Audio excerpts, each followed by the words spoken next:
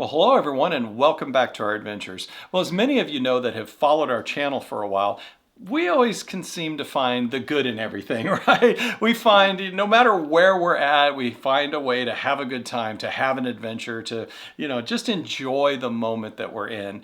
But today our channel is going to take a little bit of a turn where we're going to tell you the 15 cruise ports around the world that we have visited that weren't exactly our favorite. Yeah. So, this is going to go from that port just didn't have a lot to do or it was too far from things to honestly the outright dangerous. Welcome to Living Phase 2.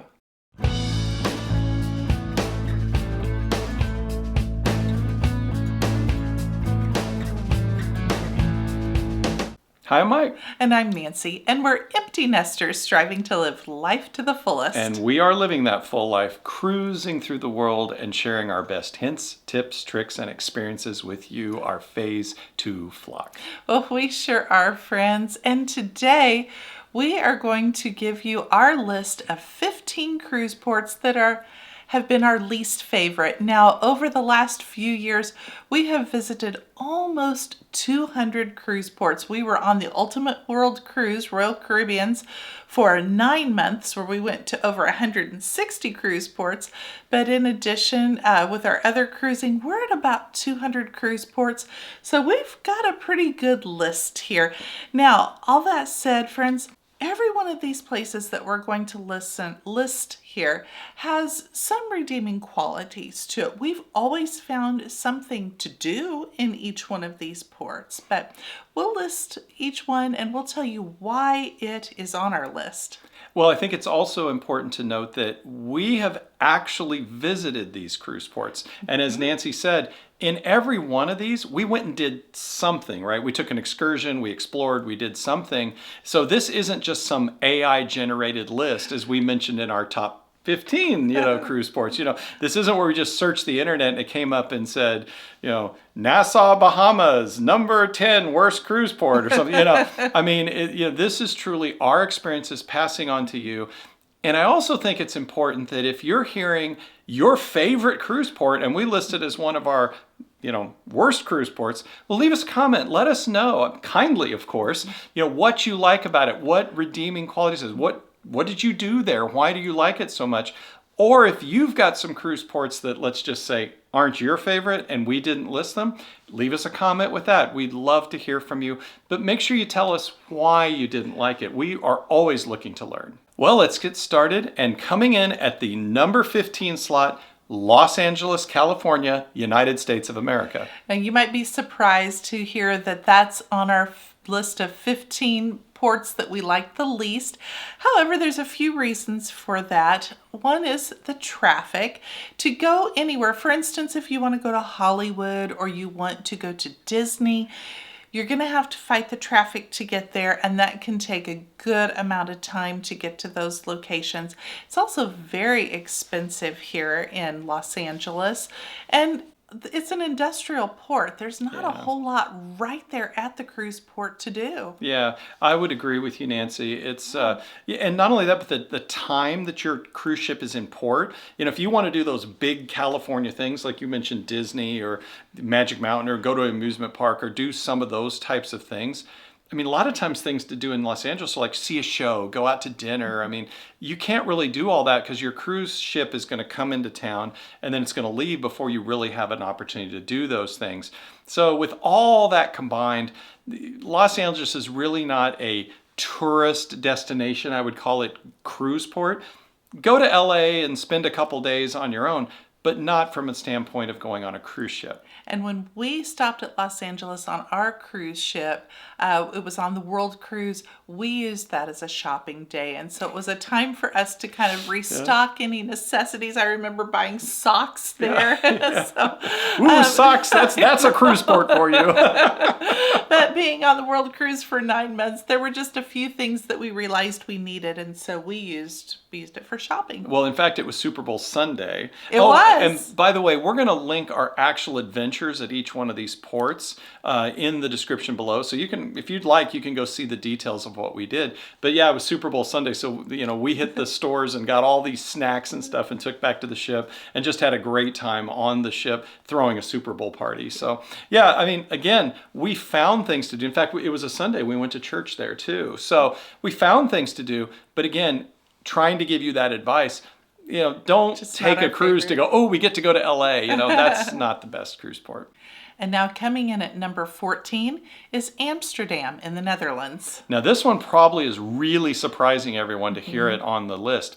And to me, it was actually a little surprising for me putting it on the list because last time I was in Amsterdam, and I've been there a few times, we really enjoyed it. I mean, we went, did the classic, went to the red light district at night. We had some drinks, we had some dinner. In the next day, we took one of, actually, I think the best excursions that we took on the Ultimate World Cruise. I mean, certainly in the top 20, we went to the Heineken Museum and did the VIP tour. And everyone that went with us, we went with a group of friends, we had a ball. Well, so Mike, why did that make our worst list? Yeah, because I'm sure talking it up like it's in the top 15 cruise ports. And truly, I enjoy Amsterdam as a destination. The real issue is you can't be guaranteed to get into Amsterdam with your cruise port. Right now, there are numerous protests going on. They're fighting. They're potentially changing the city laws or rules about cruise ships going into Amsterdam.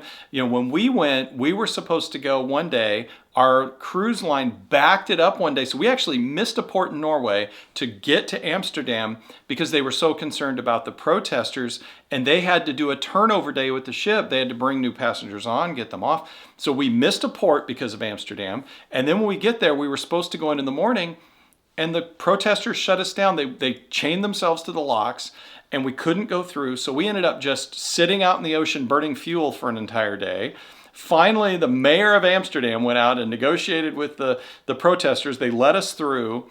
And, it was really, we wasted almost 2 days trying to get into Amsterdam. So whereas it is a wonderful city, fly into Amsterdam, go in and tour Amsterdam as a city. But as far as it goes as a cruise destination, a cruise port, I mean, it's very difficult because what if you don't get in? Or what if it blows your whole day as you're trying to get in? Well, people on the ship who were getting off were concerned about catching flights that they had to catch. There's things that are spray painted on the locks that just say, basically, we are not welcome there. And yeah. So. It made for a difficult stop, and that's why it made the number 14 spot in our worst cruise ports around the world, even though great city, difficult cruise port. Well, coming in at number 13 on the worst cruise ports around the world, another one is believe it or not, is Tahiti, Papeete, French Polynesia. Yeah, you would wonder why would that be on the worst list. Here we had just been to Morea. If you see the previous video of our favorite ports, Morea in the French Polynesia, and we loved it, just absolutely loved it. And then we get to Tahiti, and it's just a big city. It was just a disappointment.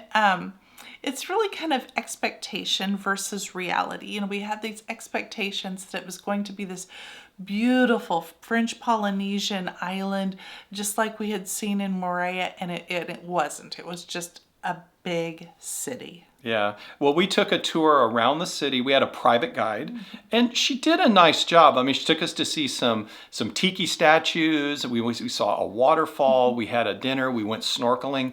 But even there, the snorkeling was average at best. Yeah. I mean, there wasn't really a coral reef or anything like that. It was more just swimming at the beach.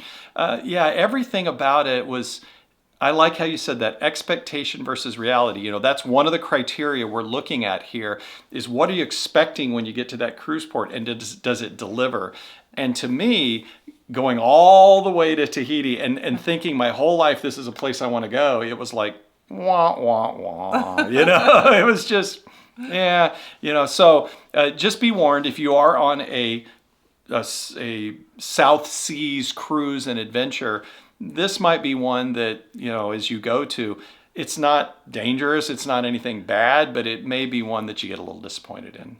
And now in the number 12 spot, we have Recife, Brazil. Yeah, now again, this is one that is, again, not a bad port, so to speak, but it's an industrial port, so you're amongst tankers and cargo ships and all that thing. So the port itself, you can't just walk from your ship, and it's really difficult to do that. You're also, because of the limited time you have here, quite often going through ports like this, you can't really delve into the culture and things of that nature.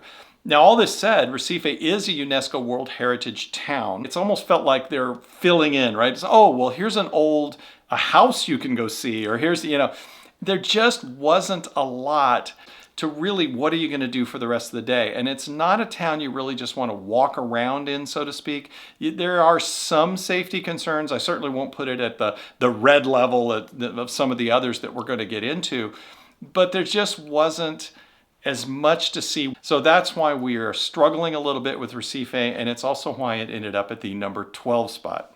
Well, coming in at our number 11 spot is Arica, Chile. Now, Arica, Chile, it was really interesting the day we were there because they were having the Sun Festival. Actually, this goes on for a whole weekend or multiple days. Yeah. It was going on all night long. And so we did get to see a really interesting parade, lots of costumes and music and just all the festivities. But had that festival have not been going on, the other 51 weeks of the year, would we have had as good of a time as what we did? And No. I don't think that we would have. There is not much to see here. It's very hot here. They've got like a little mini Christ the Redeemer statue that's there. They have a a cast iron church that they originally had said was designed by Eiffel, who designed the Eiffel Tower, and now they're questioning, I'm not so sure that it was really designed by him. There's some petroglyphs, but there's certainly others. And they're way out of town. Yes, and there's certainly others that are much better than what they have there. So not a whole lot to see and do here in Arica, unless you're here on the weekend of the Sun Festival. Yeah, now if you happen to be there then, look that up. It is wonderful. It's quite amazing. But yeah, the rest of the time... And now we're down to the bottom 10. And so coming in at number 10 is Mahe, Seychelles. Yeah, once again, these first 5 or 6 especially, I think people are like, you're crazy. I would love to go to the Seychelles. So here's the problem with Mahe and the Seychelles. Number one, it is outrageously expensive. We had some friends that actually flew ahead of the cruise ship. They skipped a couple ports because they wanted to go to the Seychelles, to this dream location.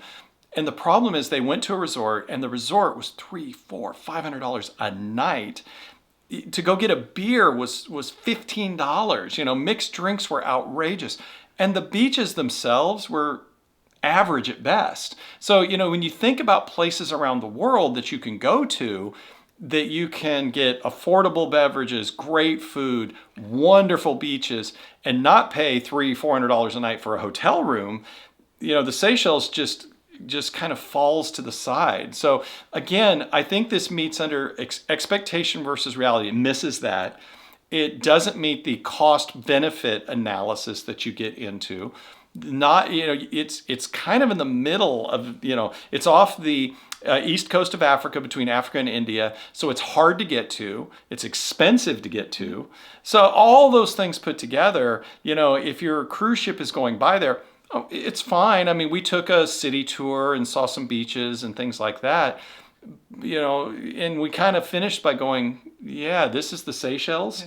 So it wasn't, again, reality didn't meet our expectation, and the cost, if you were just to go there, is pretty expensive. So that's why it reached the number 10 spot and just really didn't meet our expectations. Well, coming in at our number 9 spot, Ensenada, Mexico.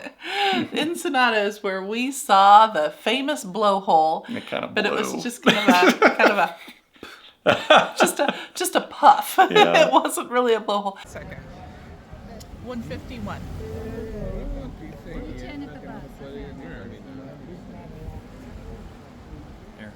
There's a lot of hassling, a lot of vendors that are going to kind of harass you. The city is far away from the port, so you have to drive a distance just to get into town. Or walk miles to get there. Yes, but the main thing to do there is to go to the blowhole, and the blowhole was not very exciting. Now, that said, maybe it was low tide when we were there, and so there wasn't, you just didn't get the magnificent spray. But yeah, Ensenada, not a favorite spot. I would agree with you, Nancy. It's yeah, I'm not a big shopper, and you have to walk the gauntlet, is what we called it, and it's like a mile of vendors to get to the blowhole. And yeah, I not my favorite thing. And even if you were just to go into town, there's one taco shop there that Anthony Bourdain loves. If you want to go to that you could give that a try. But other than that, yeah, just not a lot to recommend in Ensenada. And now in the number 8 spot, we have Casablanca, Morocco. Yeah, once again, people are like, really? Why is this on there? Well, when we went to Casablanca, it's really comes down into that there's just not a lot to do here. I mean, if this is your only stop you're going to make in Morocco and you've never been to Morocco, okay, great. It's not that you're going to have a horrible time.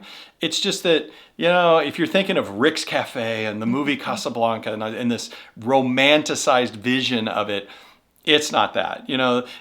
Pretty much what a tour is going to do, take you to a souk, which is a Arab market, so that you can see a souk. They're going to take you, probably drive by the new Rick's Cafe that somebody has opened up, and I think they're actually Canadian, has opened that up.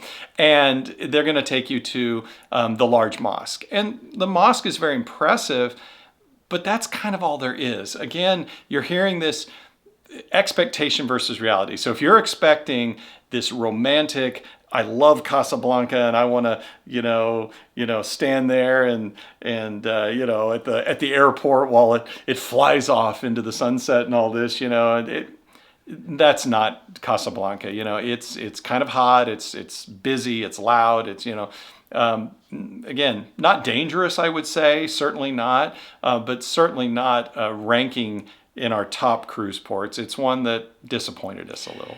Morocco was one of the places when going on the world cruise I was so looking forward to. That was just going to be a highlight of mine.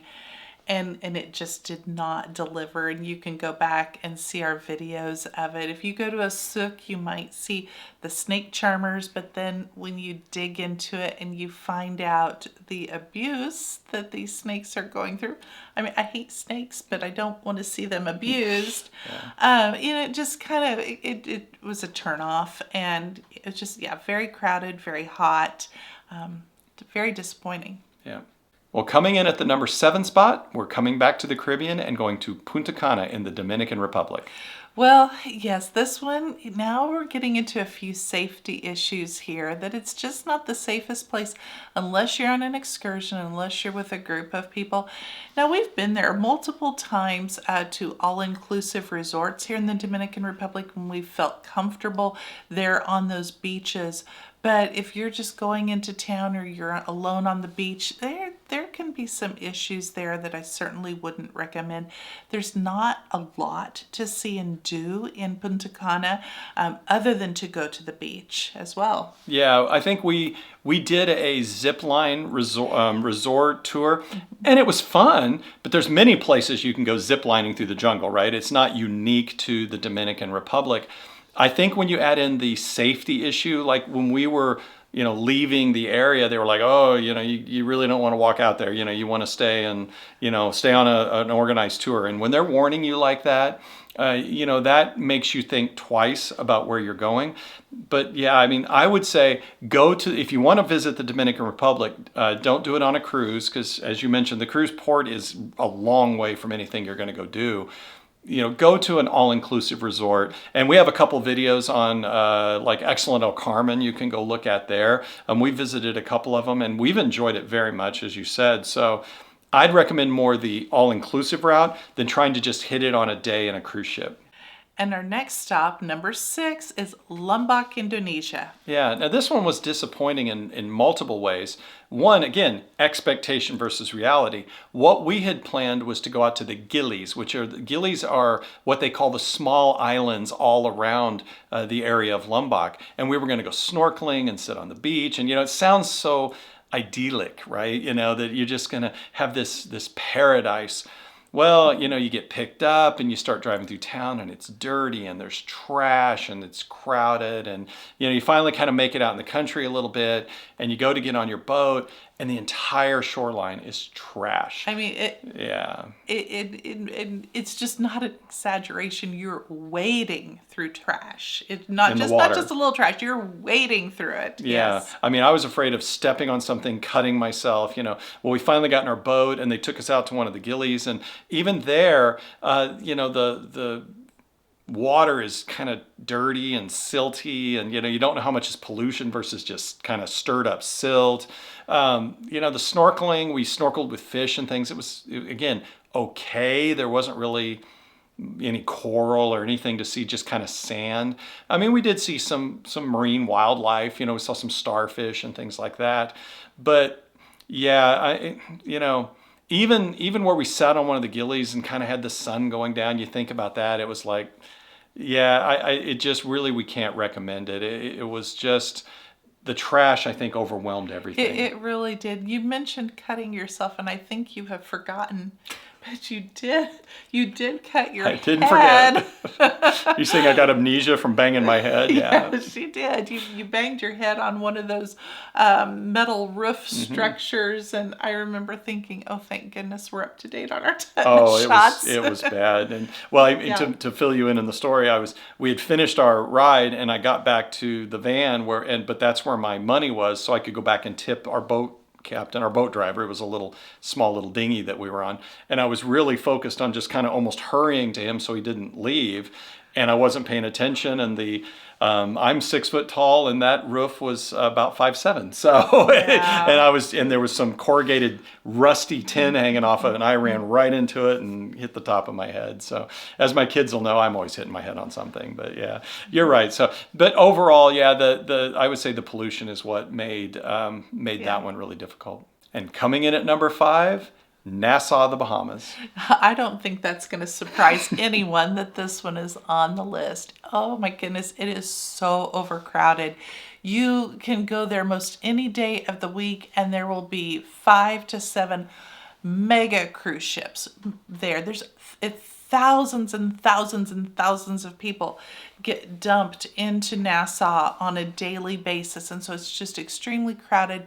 There's not a lot to do. The vendors that are there, they're going to hassle you. So it just makes for not a very pleasant experience overall. Yeah, I would take it a little further even to say now we're also still into some of those safety issues. Yeah. Lots of pickpockets, things like that. Probably not your personal safety, but yeah, lots of pickpockets, things like that. You've really got to watch your stuff closely. For a place that tens of thousands of people are dumped into every day, it is not a port that's a lot of fun. And we did do a food tour here, and that was enjoyable. The food tour, we did enjoy that, but just Nassau overall is just not the best experience. Yeah, I'm glad you brought that up, because that is probably a great example where, even in all these ports, we can find something fun to go do, right? You can make a little lemonade out of lemons if you work on it. You just need to be careful. And by the way, at the end of this video, we're going to give you some tips to help you navigate these ports if they're on your itinerary. So stay tuned to the end for that. And now in the number 4 spot, we have Montego Bay, Jamaica. Yeah, this one's really a shame. We even went to Jamaica. We went to Ocho Rios, actually, on our honeymoon. We climbed Dunn's River Falls. We did all those classic things. Back in 1988. Yeah. So we've been back to Jamaica a couple times. Actually, your brother and sister-in-law love Jamaica. They have an all-inclusive resort they go to. But it's a little bit like the Dominican Republic that we mentioned. They just stay on the resort. They don't venture out into Jamaica. And that's really what we're talking about here. There are certainly safety concerns. When you're just going to go get in a taxi cab and tell them to take you to see something, there is actually fairly limited things to do that is anywhere near Montego Bay and that cruise port. And you remember those crazy drivers. I mean, it's just insanity, really. Yeah. Another thing is you're going to be offered drugs constantly.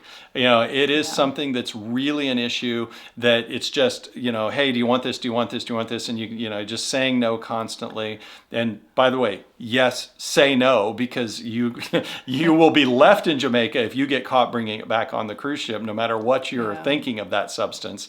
So all of those things together, just really don't make for a great port. It's really a shame because, at our heart, we love Jamaica, but we can't recommend Montego Bay. Well, we've reached the top 3 here, and coming in at the first of the infamous 3 is Belize. Well, it's really sad because it used to be you could walk into Belize City.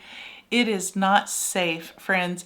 This is one port location where we would recommend, if you're going to do an excursion, do it through the cruise line.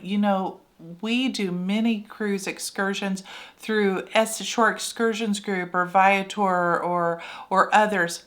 Not here. If the cruise line is bringing you here, do your excursion through the cruise line, because they're going to take you to locations that are in your safest interest, really. But yeah, it's just such a safety concern, which is such a shame. I know you would love to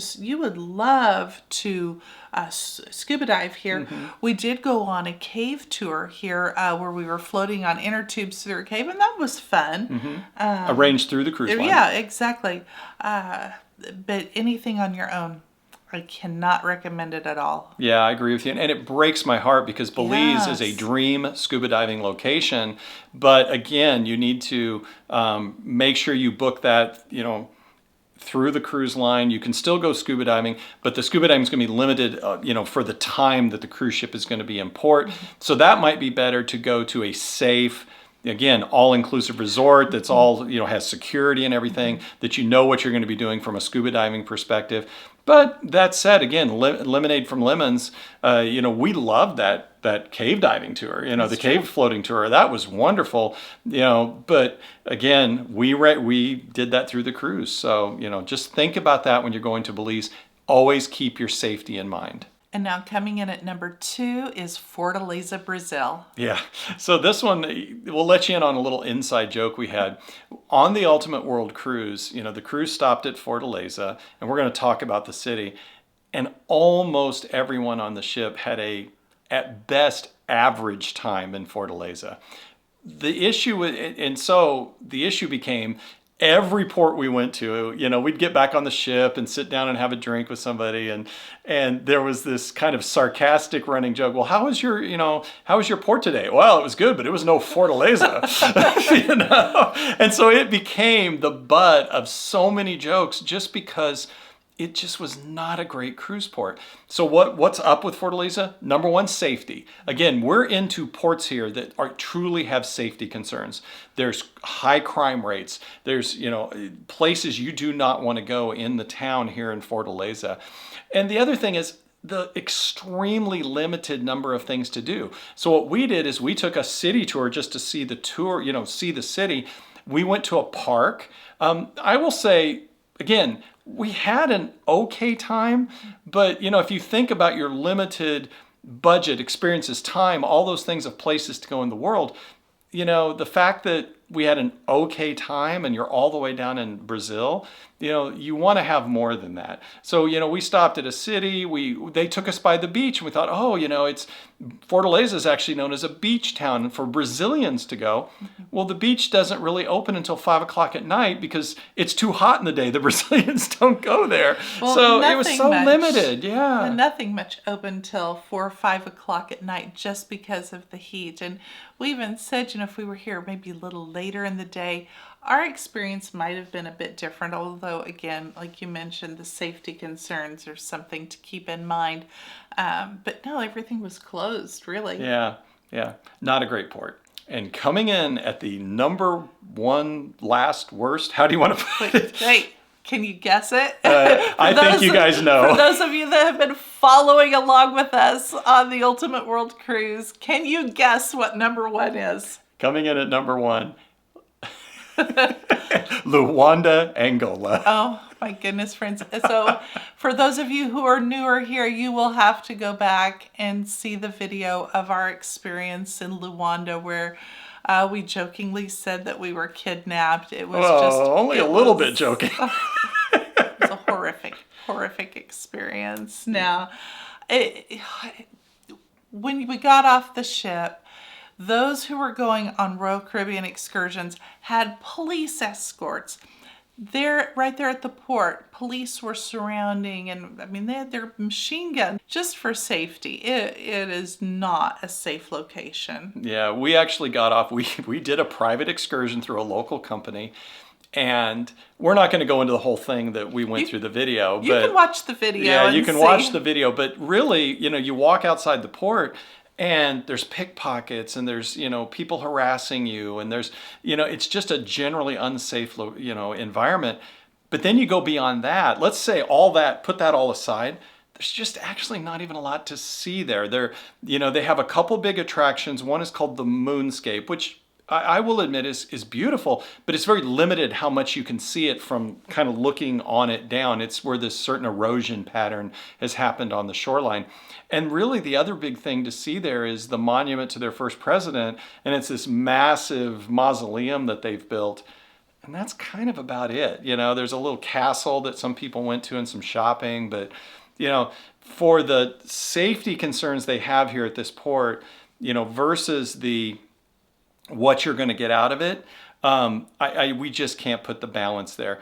We do want to add something that the tour, if you go back and look at the previous video, the tour operator that operated that tour for us actually did contact us later after seeing that. So we want to give a shout out to them and say thank you for that. We do appreciate it actually, that you reached out, you apologized for the issues that we had on the tour. You actually offered us a free tour and asked us to come back, and we're like, well, we're probably not going to get to West Africa, very soon. But they really said that they understand what happened and they have worked to improve that. And we said that about Angola, that as a society, they're only about 20 years out of a civil war. And so they haven't quite, as we put it, been able to figure out how to take care of themselves and their country, much less hundreds, if not thousands of tourists coming in on cruise ships. So, if you're going to be on a ship that's going to stop in Luanda, for sure, get an excursion through your cruise line. It's probably going to cost you an arm and a leg, because we paid like $100 for an excursion. The Royal Caribbean excursions that had the private security and police escorts and all that on it, they were $500 to $600 for a shore excursion that was only a couple hours long. So that kind of gives you an idea of what's going on here, that it's a difficult port. Again, you saw us laughing, right? We have a story to tell. We laugh about it now. All of our friends that were on this trip laugh about it now. We weren't exactly laughing when we thought we were going to miss our ship and be stuck in Luanda. So, it's something to think about. And this is our number one worst cruise port in the world, at least as of now. Well, and you mentioned pickpockets, but I think I was more worried about crime that would have been much more severe than just a simple pickpocketing. Yeah. So. And that really leads us to what we're going to talk about now, and that's how to make the most of these ports and to keep yourself safe and still have a good time. Well, let's talk a little bit about, if these ports are on your itinerary, well, how can you still make the most of your day there? And I think the first thing is do your research. I mean, I think you're getting a great start just watching this video, right? So, make sure you understand what's in that port, what's going on, what are the things to go do, what private excursions, like through Shore Excursions Group or tours by locals, what's offered there versus what's offered by the tour companies. So really do your research to understand these ports as best you can. Well, and I think the important thing too is to know the distance. So if you find something that well, you're at this port and you'd really like to see and do it. For instance, Los Angeles, and to go and see, to do Disney. Know how far away that is from the port, how long that's going to take you to get from the port just to Disney, because that's going to determine then how much time you actually have there to enjoy that activity that you want to see and do. Yeah, and I'd go even further than distance. That's kind of a strange way to say that, but I would say look at traffic. So how long is it going to take you? You might look at this and say, oh, it's like 10 miles away. It's no problem.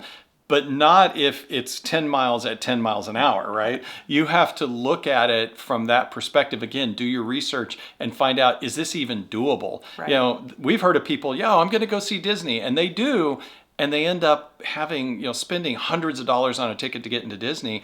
3 hours. For 3 hours, And if that's your goal, hey, more power to you, but just understand those things before you get going.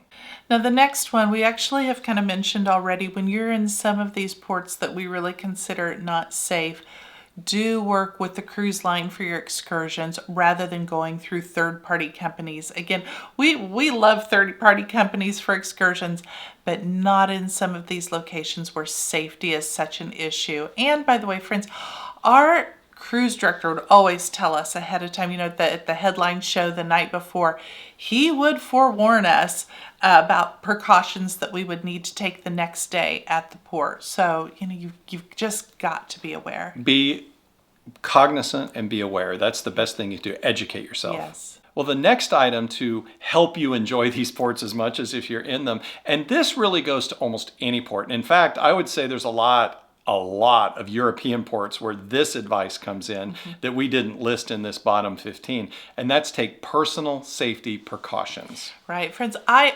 always had my travel purse. This is my Travel On.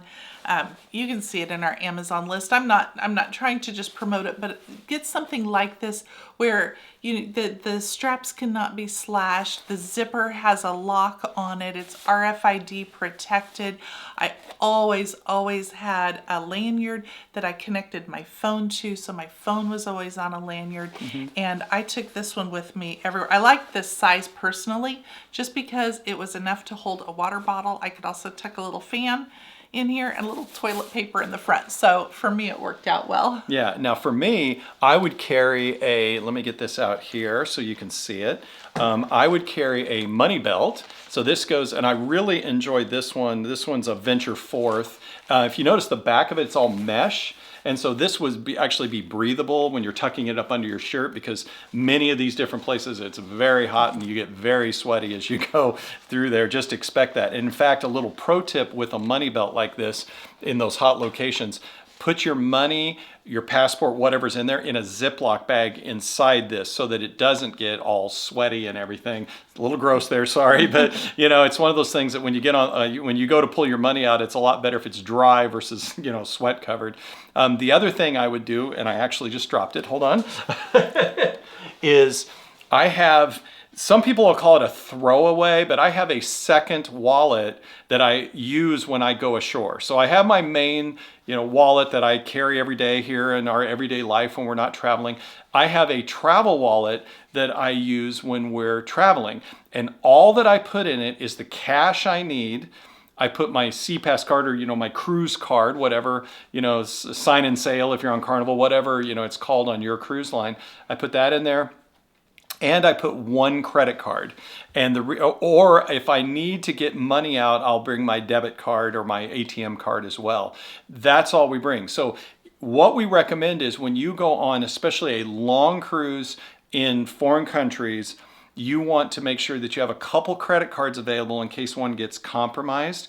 Probably more than a couple. Yeah. Multiple credit cards. When we were living on a cruise ship for 9 months, we actually had 5 different credit cards, and we had one for each of us. So we actually had 10 credit cards that we only really ever used. Fortunately, we never had a credit card compromise. Thankfully. We were very blessed.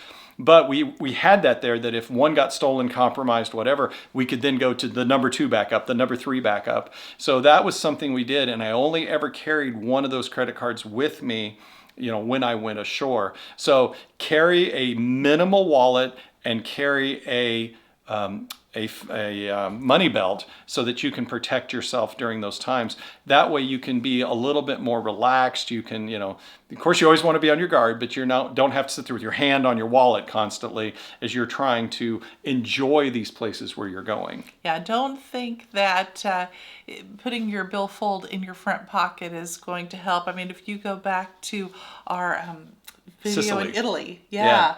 we were on the food tour with that family, and he just got bumped on a train, and it was gone. Out of his front pocket. And he had everything in his wallet, all his credit cards, his driver's license, his IDs, everything. I felt so bad for Yeah, him. they had to work to get all that fixed that he could, when he got back to the United States. So do everything you can, no matter if you're going to one of these top 15 or not, or bottom 15. And in fact, I will tell you, in Europe, I hate to say it, I'm sorry, but it's the worst. Just pickpockets everywhere. And that really does lead us to the next suggestion that we have, and that is be aware of your surroundings. Be on your guard, be alert, enjoy the places you're at, but be on guard. Yeah, travel in groups, and we were always with our friends. If you or any of our friends were getting money out of an ATM, we ladies, we would stand with our backs to you, watching everyone around. I mean, you just couldn't be too careful. Exactly. Yeah, especially at the ATMs. I'm glad you brought that one up. Yeah, I would face the ATM, and the guy, and my friend would then stand behind me facing away. Us ladies would. Yeah, and you'd make a semicircle in another layer, and I remember being in Rome, and we were sitting there waiting for a tour guide, and I'm in this big square.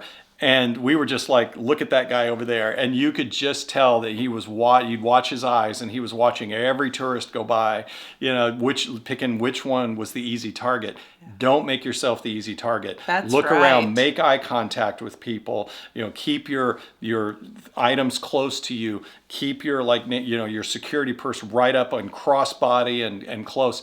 And they're going to go for the easier target, because those pickpockets know, they're like, okay, I'm not going to worry about that person. I'm going to go over here to this one that's got, their phone hanging out of their purse that's slung behind their back, or an open unzipped backpack. I mean, don't make yourself the easy target, and be cognizant.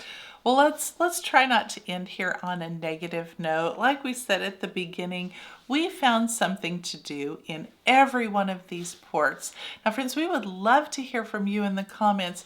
Did your worst port get listed in our top 15? And if not, leave us a comment as to the port that you like the least and as to why. And then if you've made it into a good situation, you found something fun or nice to do in your worst port, let us know that too. Yeah. Well, thank you so much for joining us. And again, for those that always talk about how positive we are, we hope we were positively entertaining as we talk about our bottom 15 cruise ports that we have encountered around the world. But we thank you very much for joining in. Thanks, friends. We'll see you very soon. Have a beautiful day. Bye-bye. Bye-bye now.